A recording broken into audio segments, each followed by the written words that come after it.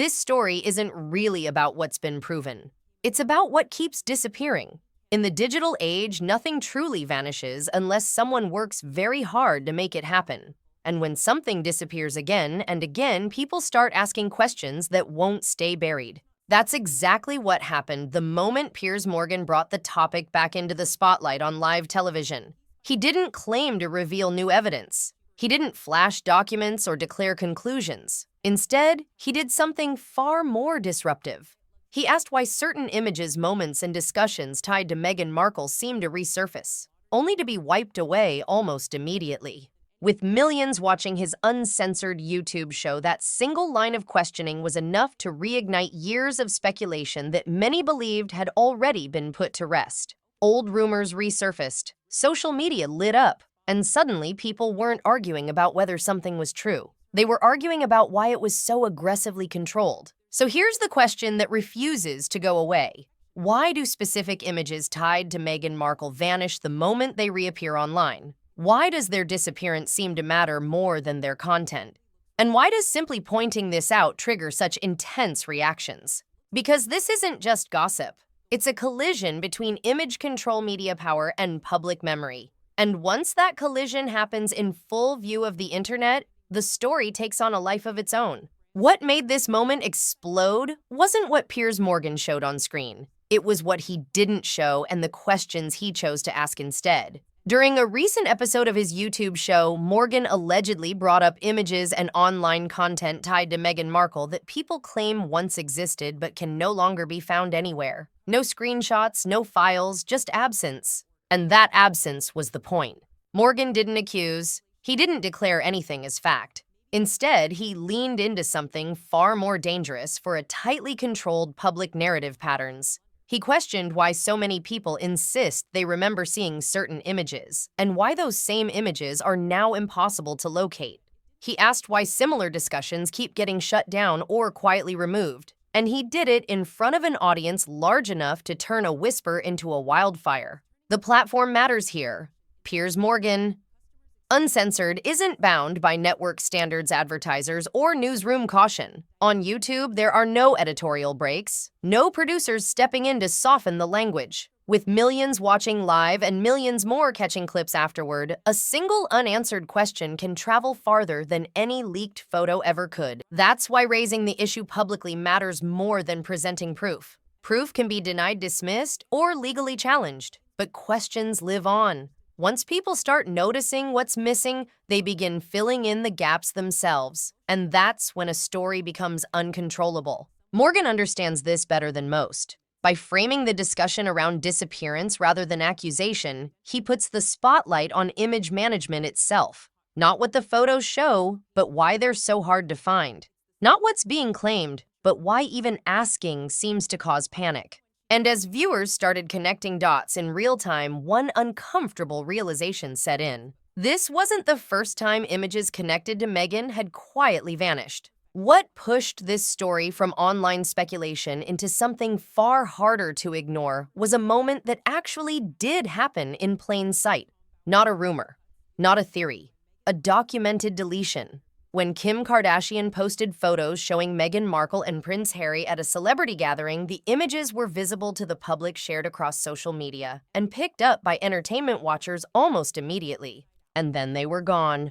The photos didn't fade away quietly over time. They were deleted shortly after appearing, sparking immediate questions about why. Multiple outlets confirmed the same basic sequence: the images were posted, they circulated, and then they disappeared. That part isn't disputed. What is disputed is the reason behind it. No official explanation followed. No clarification. Just silence. For most celebrities, a deleted post wouldn't mean much. People remove content every day. But in this context, the timing mattered. The deletion came at a moment when discussions about image control were already simmering. So instead of calming speculation, it poured fuel on it.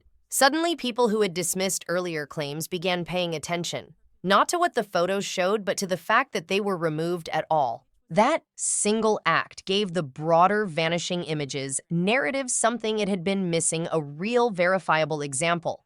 It didn't prove any rumor. It didn't confirm any theory. but it demonstrated that images connected to Meghan could appear publicly then be wiped away without explanation. And once people saw that happen in real time, older stories took on new weight. Online discussions shifted almost overnight. Viewers started connecting dots. If these photos could be removed so cleanly, what else might have been taken down before anyone noticed? Was this normal celebrity behavior or part of a broader effort to manage perception? The Kardashian deletion didn't answer those questions. It created them. And once people noticed that pattern memories that had long been dismissed suddenly resurfaced. Once the Kardashian photos vanished, a strange phenomenon took over online spaces. People didn't just speculate about what was deleted. They started insisting they remembered seeing things years earlier. Across forums, comment sections, and social media threads, the same claim kept surfacing. That photos from Meghan Markle's pre-royal life once circulated publicly, only to disappear later. What makes this moment so complicated is what didn't happen next. No credible outlet ever produced verified copies of those images. Fact-checking organizations stepped in repeatedly and reached the same conclusion every time. There is no confirmed evidence, no authenticated photos, no archived records that hold up under scrutiny. Official representatives have dismissed the stories outright, calling them internet fabrications that grew legs through repetition. On paper, that should have ended the conversation, but it didn't. Instead, the debate shifted. People stopped arguing about whether the photos were real and started asking why so many unrelated individuals were convinced they had seen them. Was it collective misremembering internet myth-making? Or did aggressive content removal blur the line between fact and belief? Once the Kardashian deletion showed that images could appear and then vanish earlier, memories no longer felt as dismissible to those already skeptical. This is where the story becomes less about proof and more about psychology. In the digital era, absence feels suspicious. When something can't be found, people don't assume it never existed. They assume it was removed. And every denial, instead of closing the issue, reinforces the belief that something is being protected. That's why these rumors persist, despite being repeatedly debunked. They survive not on evidence, but on distrust. Distrust of media, distrust of public relations, distrust of perfectly managed narratives that leave no room for flaws. And this environment is exactly where certain voices thrive. Which brings the story back to one person who knows how to exploit that doubt better than anyone, and whose personal history with Meghan adds another layer to the controversy. To understand why Piers Morgan keeps returning to Meghan Markle, you have to look beyond headlines and into their shared past. Long before royal titles and global controversy, Morgan and Meghan had a documented friendly relationship. They exchanged messages, followed each other on social media, and even met in person for drinks in London. At the time, Morgan believed it was the beginning of a genuine friendship.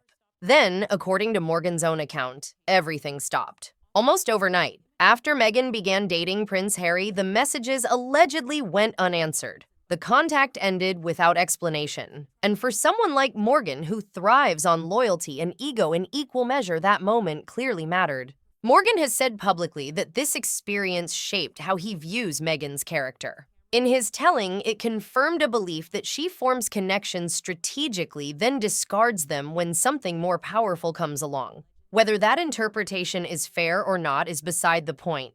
What matters is that Morgan believes it, and belief fuels persistence. That personal history is what separates Morgan from countless other critics. His commentary doesn't sound detached or theoretical. It carries an edge. When he questions Meghan's narratives, he's not just challenging a public figure, he's revisiting a personal slight. That's why his focus feels relentless. For Morgan, this isn't a passing news cycle. It's unfinished business.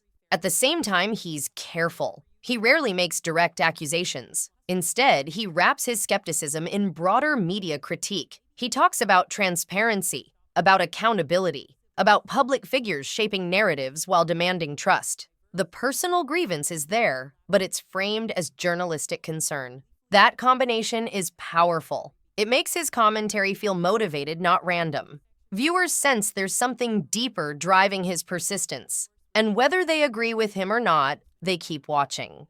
But there's another reason this topic never fades, one that has nothing to do with emotions and everything to do with numbers. There's a practical reason this story keeps resurfacing. and it has nothing to do with personal grudges. On YouTube, Meghan Markle is algorithm gold. Since moving his show online, Piers Morgan Uncensored has pulled in millions of views per episode, and time after time, the numbers spike when Meghan is the subject. The comments explode. Clips get shared. Reaction videos multiply. Debate follows instantly. That's how the platform works. YouTube doesn't reward quiet conclusions. It rewards engagement, disagreement, emotion. The more divided an audience is, the further a video spreads, and few public figures create sharper divides right now than Meghan Markle. For Morgan, that makes her an irresistible topic. What's especially effective is how he frames the conversation. He rarely tells viewers what to think. Instead, he asks questions that invite them to argue with each other. Was this normal PR behavior? Why delete instead of explain? Why respond this way and not another? Those questions spark reactions without requiring answers. And on YouTube, reactions matter far more than resolutions. Morgan also understands the legal landscape. Direct accusations invite lawsuits. Patterns and hypotheticals do not. By focusing on what disappears rather than claiming why it disappears, he stays just inside the line. He creates controversy without taking ownership of specific allegations. Viewers do the rest. Media analysts point out that this approach is intentional. Morgan knows how to turn uncertainty into content. He knows that even critics who hate watch his show still boost his reach. And every time a Meghan-related clip trends, it strengthens his independent media brand, free from network oversight or advertiser pressure. This isn't old-school broadcasting. It's digital warfare. And Morgan plays it well. He understands that on YouTube, asking the right question can be more powerful than presenting facts. Once a video takes off, it doesn't matter whether people agree or disagree. The algorithm treats both the same, which creates a difficult problem for Meghan's team, because the way they respond to these moments may be doing the exact opposite of what they intend. And that response strategy might be amplifying suspicion rather than shutting it down. When controversy flares up, most public figures have two options: confront it in court or manage it quietly through public relations. Meghan's team has consistently chosen the second path. Instead of filing lawsuits or demanding formal retractions, they issue firm denials, dismiss rumors as baseless, and move on. On the surface, that looks like restraint. To supporters, it's smart PR. Why dignify online noise with legal drama? But to critics, that same strategy raises questions. Legal action comes with risks most celebrities want to avoid. Lawsuits open doors. Discovery processes allow opposing lawyers to demand emails, messages, contracts, and internal communications. Even if allegations are false, the process itself can expose private details a public figure would rather keep out of headlines. For someone whose brand depends on careful image management, that kind of exposure can be more damaging than the rumor itself. So instead, the response stays controlled. Statements are released. Stories are labeled fabrications. And when content starts spreading too widely, platform removals quietly reduce its reach. Posts disappear. Videos get taken down. Discussions lose momentum without any courtroom spectacle. From a PR standpoint, it's efficient. Minimal amplification, minimal risk. The problem is perception. In the internet age, silence doesn't feel neutral. When accusations are denied but never tested publicly, people interpret the absence of legal confrontation in different ways. Some see maturity, others see avoidance, and that gap in interpretation becomes fertile ground for speculation. Piers Morgan has openly pointed to this dynamic, not by accusing, but by highlighting the strategy itself. Why manage discussion instead of confronting it head-on? Why erase instead of challenge? Again, he doesn't offer answers. He lets the audience draw its own conclusions, and that's where the strategy can backfire. Each quiet removal creates more curiosity. Each denial without escalation leaves space for doubt. The lack of a definitive end keeps the story alive. Because when one side steps back, someone else steps forward. And in that silence, a vacuum forms, one that commentators, creators, and critics are more than willing to fill. In a pre-internet world, deleting something meant it was gone. Today, deletion does the opposite. It signals importance. It tells people they've missed something worth seeing. And once that signal goes out, curiosity spreads faster than any image ever could. That's why removing content so often backfires. When an image disappears without explanation, it doesn't close the conversation. It opens it. People start asking why it was taken down, who requested it, and what made it so sensitive in the first place. Even completely ordinary material can become suspicious the moment it's erased. For critics, every deletion connected to Meghan reinforces the belief that there's a hidden past being protected. Not because they've seen proof, but because the pattern feels familiar. Something appears, attention builds, then it's gone. To a skeptical audience, that cycle doesn't read as coincidence. It reads as control. Piers Morgan understands this dynamic and leans into it carefully. He doesn't claim there's a secret being hidden. He doesn't say deleted content proves wrongdoing. Instead, he frames the issue as a question of consistency. Why does this keep happening?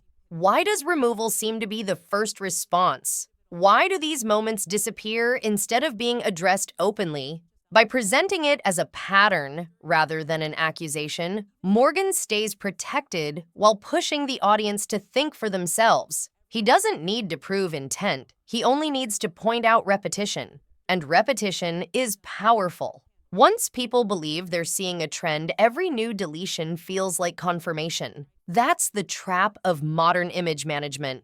The harder a narrative is controlled, the less believable it becomes. Perfection invites suspicion. Silence invites interpretation. And in an online culture built on screenshots and archives, erasing content can look more deliberate than leaving it up. This is why the conversation refuses to die. Not because of what's been shown, but because of what hasn't. And that brings the story to its real core, the issue beneath the photos, the rumors, and the deleted posts. At this point, no proof has surfaced. No verified photos, no confirmed evidence that settles the debate once and for all. But that isn't what keeps this story alive anymore. The story survives because of what's missing, not because of what's been shown. In the digital era, disappearance has its own gravity. When something vanishes, people don't assume it never existed. They assume it was removed for a reason. Every deletion becomes a question mark. Every unanswered explanation becomes fuel. And the harder something appears to be buried, the more determined people become to dig it back up. That's why this controversy refuses to fade. It isn't driven by facts alone. It's driven by distrust, by skepticism toward carefully managed narratives, and by the sense that public memory is being edited in real time. Once that feeling takes hold, denials stop working. Silence stops working. Even truth struggles to compete with suspicion. Piers Morgan didn't create that dynamic. He tapped into it. By pointing at what disappears instead of what exists, he shifted the focus from proof to power. Who controls the narrative, who decides what stays visible, and who benefits when certain moments vanish. In the end, erased content doesn't disappear. It multiplies through discussion, debate, and doubt. And in a world where nothing is ever truly forgotten, the attempt to make something vanish can become the very reason it's remembered.